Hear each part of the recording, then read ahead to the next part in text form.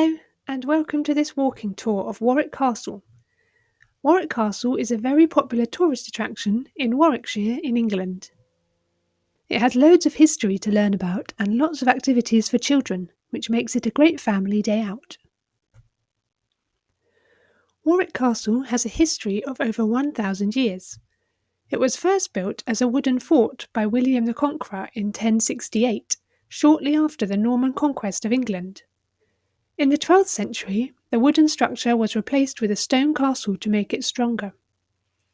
Over the centuries, Warwick Castle has been home to powerful families, including the Beauchamp and Neville families. Richard Neville, also known as the Kingmaker, played an important role in the Wars of the Roses in the 15th century. Later, the castle became a luxurious home for the Earls of Warwick. In 1978, it was opened to the public as a historic attraction. Today, it is one of the best preserved medieval castles in England and offers visitors a chance to explore its towers, dungeons, and grand interiors.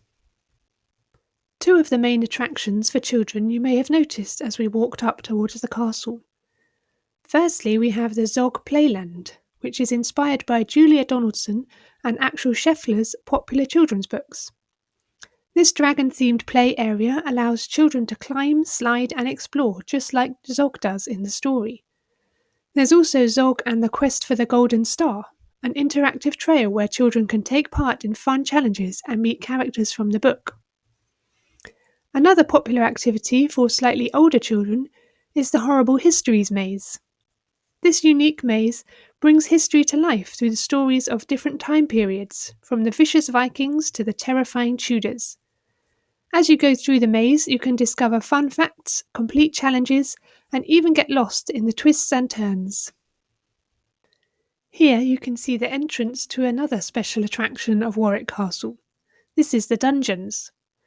It was used in the past to hold prisoners, especially during times of war and political conflict. The conditions here were dark, cold, and cramped, making life very difficult for those who were imprisoned. Some prisoners were kept for years, while others were tortured to force confessions. Today, the dungeon is part of the visitor experience and recreates the sights, sounds, and even smells of medieval punishment. Actors and special effects help bring the history of the dungeon to life. Access to the dungeons and many of the other exhibitions here is from this central courtyard. We now enter the Kingmaker Exhibition, which tells the story of Richard Neville and the Battle of Barnet which led to his death. Richard Neville is one of the most famous figures in Warwick Castle's history. He was the 16th Earl of Warwick and also known as the Kingmaker.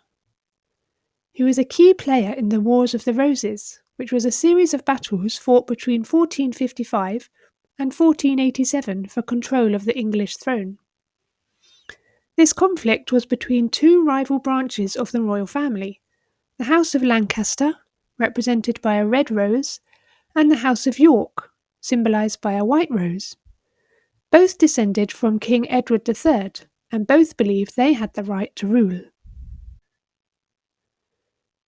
Richard Neville was born in 1428 and became one of the most powerful men in England through his wealth, land, and political influence. Initially, he supported the Yorkists and played a crucial role in helping Edward IV become king in 1461. However, after a dispute with Edward, he changed sides and helped restore the Lancastrian king, Henry VI, to the throne in 1470.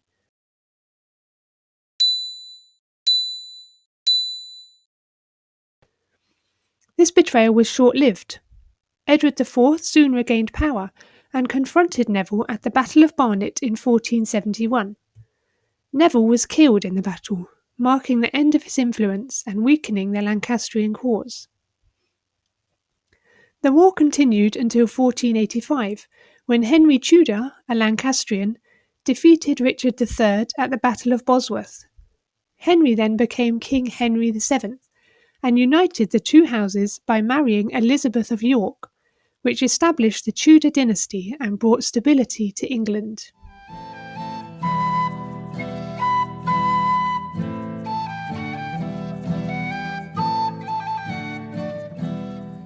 You can wander through this exhibition at your own pace, and there are lots of information boards everywhere to tell you exactly what you're looking at.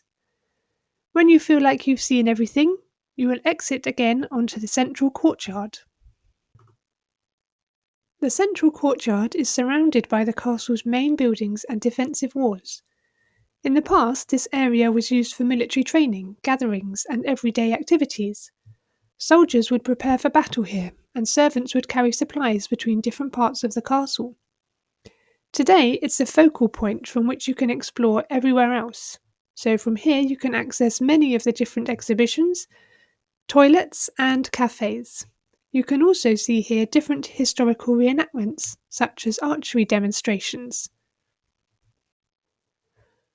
Another interesting attraction here is the Time Tower exhibition, which is where I headed now. It only accommodates a limited number of people, so you may have to wait to go in there. It's an audio-visual experience which takes you on a journey through the castle's 1,100-year history. It's located in the Watergate Tower and uses modern technology to bring the past to life. One section of the exhibition features a projection-mapped model of the castle, which shows how the castle has changed over the centuries, demonstrating its evolution from a wooden fort to the impressive stone fortress of today. The final part of the experience takes you into a room with a wall full of talking portraits. These portraits represent the important historical figures who have owned Warwick Castle throughout its long and colourful history. Throughout the day, there are different displays of archery in different areas of the castle. They started in the central courtyard. 4 teams of archers compete to see who is the most accurate. Children can also get involved, as there is a quiz, and some children were chosen to participate in the archery itself.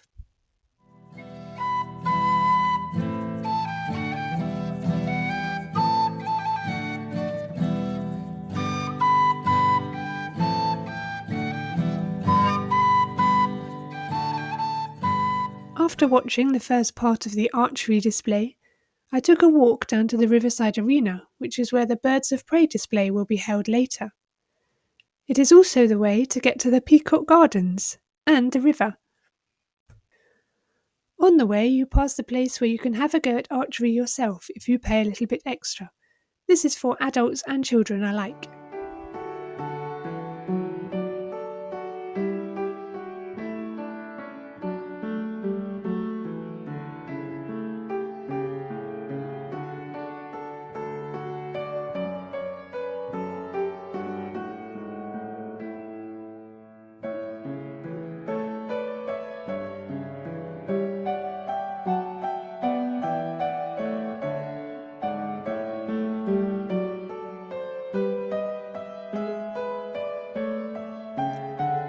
The grounds of Warwick Castle are as impressive as the castle itself, offering beautiful landscapes and historical features. The castle is set within 64 acres of parkland with stunning views of the River Avon and surrounding countryside. The grounds were originally designed as part of the castle's defensive strategy, with carefully planned gardens and paths that allowed for easy movement of troops and supplies. One of the highlights of the castle's grounds is the Peacock Garden. This charming area is home to a number of beautiful peacocks which are often seen strutting around with their colourful, iridescent feathers on display. The Peacock Garden, which dates back to the 18th century, was created as a decorative space for the castle's residents to enjoy. It's a peaceful place to relax and take in the beauty of nature, and there is a cafe there.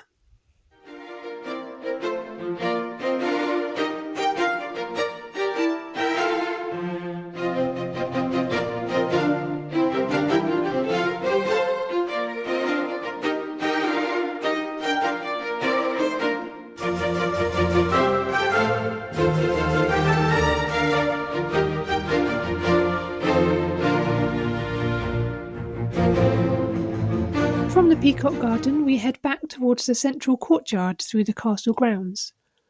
On the way, we pass a kiosk where you can buy food. There are also a few cafes within the castle where you can get food. However, this food is ridiculously expensive. So, a good tip is to leave the castle and go and find a cheaper and probably nicer meal somewhere else within the town. If you get your hand stamped, then you can leave and enter the castle as many times as you like. So get your hand stamped on the way out, leave to get some lunch in the town of Warwick, and then come back in. Crossing the central courtyard, we head for the exhibition in the Great Hall and the staterooms.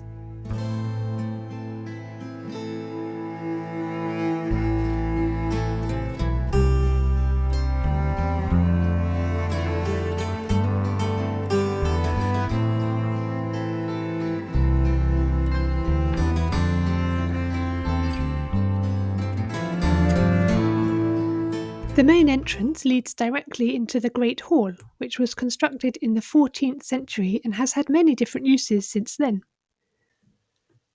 It is the largest room in the castle. It once would have had a fire at its centre with a hole in the roof to let smoke out, but it was rebuilt in the 17th century to serve as a grand entrance hall for visitors to the Earl of Warwick. It was restored in 1871 after a fire destroyed the original, and now it stands as a monument to the grandeur of the original medieval hall. You can take some time here to explore the Earl's renowned armour collection. It is one of the most impressive rooms in the whole of Warwick Castle. It was used for grand banquets, feasts and important events. The hall's high ceilings, wooden beams and grand fireplace create a dramatic atmosphere, perfect for hosting nobility and guests. The walls are decorated with family crests and coats of arms, showcasing the castle's long history and the powerful families that once lived here. From the Great Hall, we can head into the Red Drawing Room, which served as a reception area linking the Great Hall and the Cedar Drawing Room. One of its most notable features is a portrait of Sir Fulk Greville, the first member of the Greville family to own Warwick Castle. His life ended in tragedy when he was fatally stabbed by his own servant. Next is the Cedar Drawing Room, which is the largest of Warwick Castle's drawing rooms, named after its striking cedar panelling, which was added in the 1670s. Originally, this space served as the castle's main ballroom, primarily used for dancing and grand social gatherings. While the room features a strong Italian influence in its design, it also showcases elements of Eastern art, including a set of 4 beautifully crafted Japanese imari banqueting dishes dating back to around 1690. The Green Drawing Room was originally a space designed for men to gather and socialise. Its most striking feature is the ornate ceiling, added in the 1750s, which was modelled after a Roman temple in Palmyra, Syria. Unfortunately, the original temple was destroyed during the 2015 Syrian conflict, making the ceiling in this room a rare surviving replica of the grand design. The walls of the room are decorated with portraits of key figures from the English Civil War. The tapestries in the next room have been here since the 17th century. They are made of wool and silk and were woven in Delft, the Netherlands, in 1604. The next room contains figures of Henry VIII and his 6 wives. Throughout the entire Tudor era, only 2 Tudor monarchs would pay Warwick Castle a visit. Henry VIII visited twice, simply to sleep on a tour of the country, and the second Tudor monarch to visit was Queen Elizabeth I. You can also see the chapel in Warwick Castle. There's been a chapel here since the 14th century.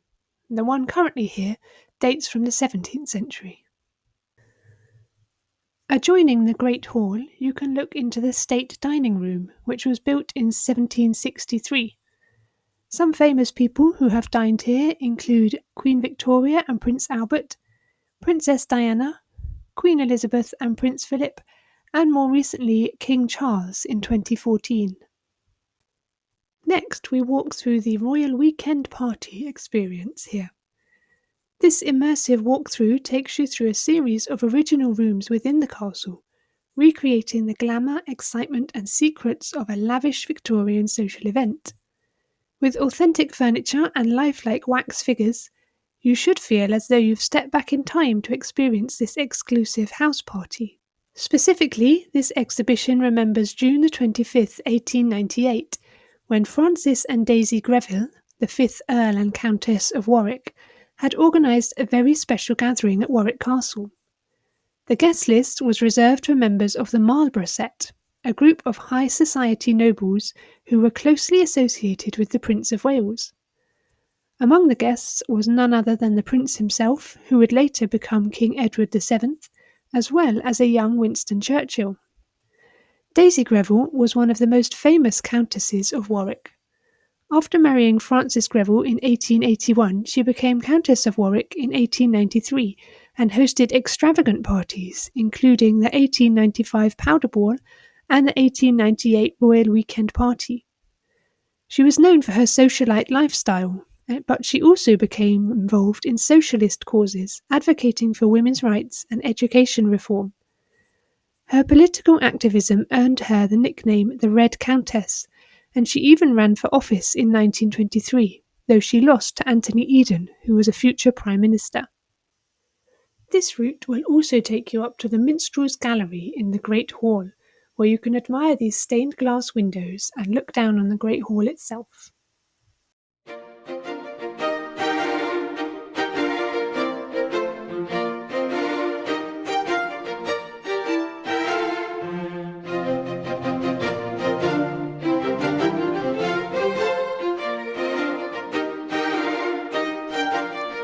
As you move through the rooms, you'll encounter scenes depicting the lavish lifestyle and scandalous stories that swept through high society in the late 19th century.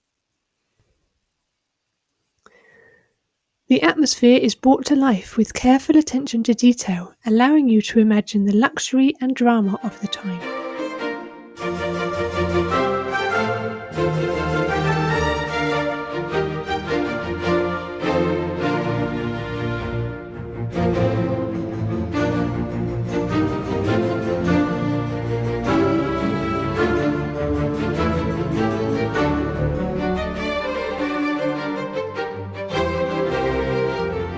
The next part of my day was watching the birds of prey display, which was actually one of the highlights. Visitors can see a variety of magnificent birds in action, such as falcons, owls, and eagles. They have long been associated with royalty and nobility. In medieval times, hunting with birds of prey was a popular pastime amongst kings and nobles. Falcons and hawks were trained to catch game, and the skill of the falconer was highly respected.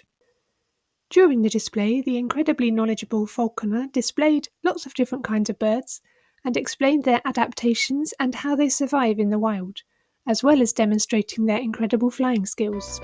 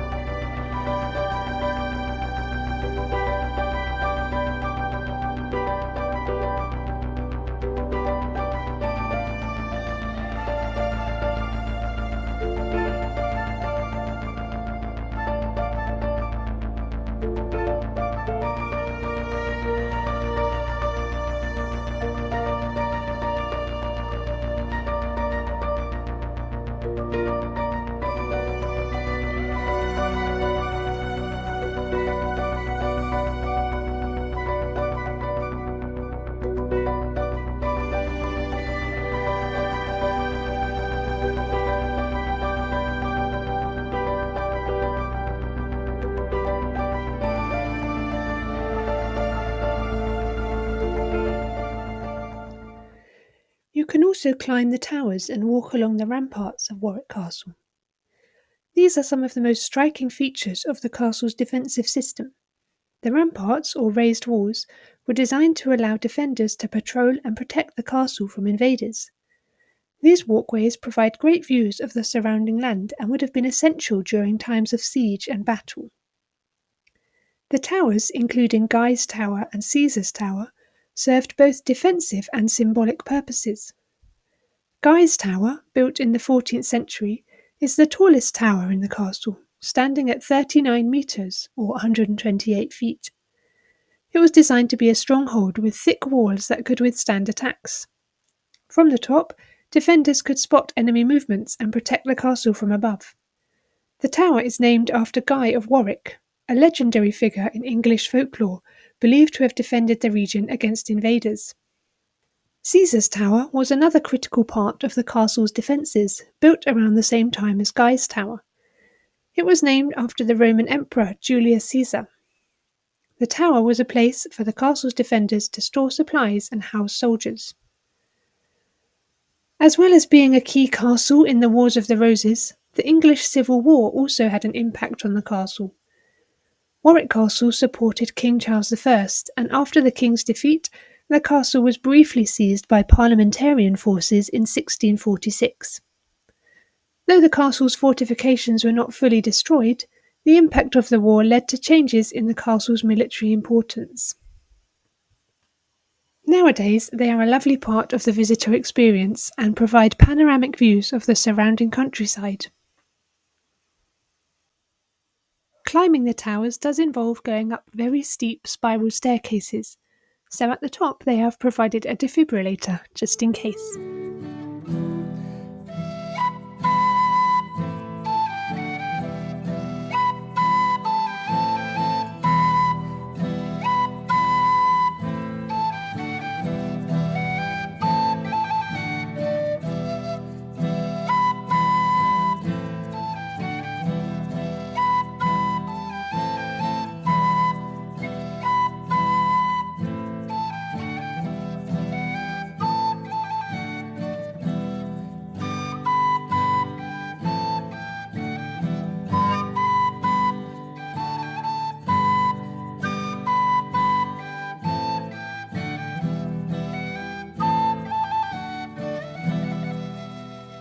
The walk to the mill and engine house leads along the River Avon and offers a different view of the castle. The mill and engine house at Warwick Castle are fascinating examples of the castle's industrial history. The mill was originally used to grind grain and provide flour for the castle's inhabitants. It was powered by water from the River Avon.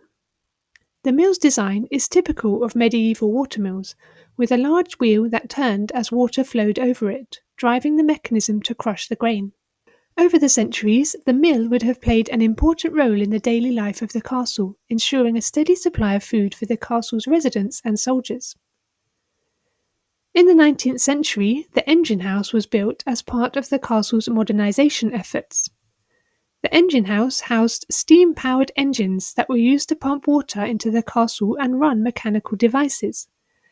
These engines were an important part of the castle's move into the industrial era, helping to supply water and power for the castle's growing needs. The engine house demonstrates how the castle adapted to technological advancements, balancing its medieval roots with the innovations of the time.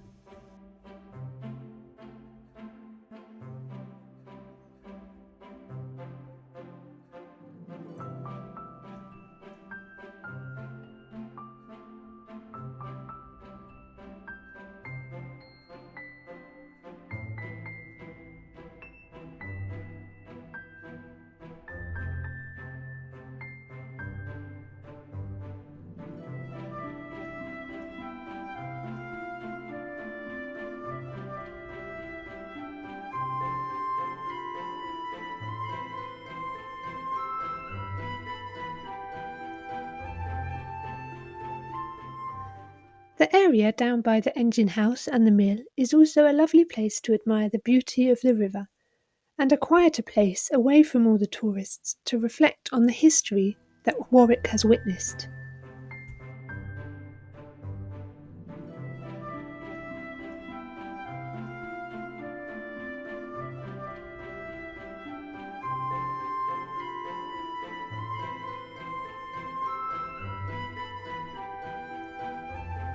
My day at Warwick Castle was now coming to an end, so from the engine house and the mill, I headed back up the steps and past the main entrance of the castle.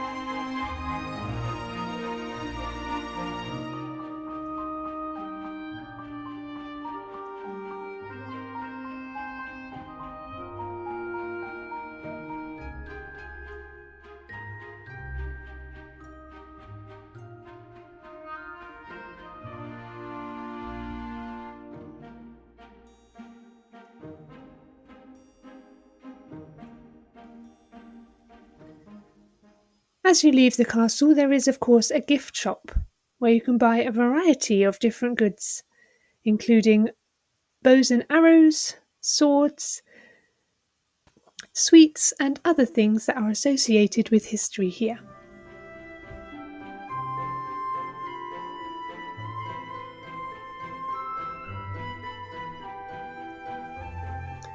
I hope you found this video interesting, and maybe it's inspired you to visit Warwick Castle yourself. Thank you so much for watching, and I will see you again next time. Bye!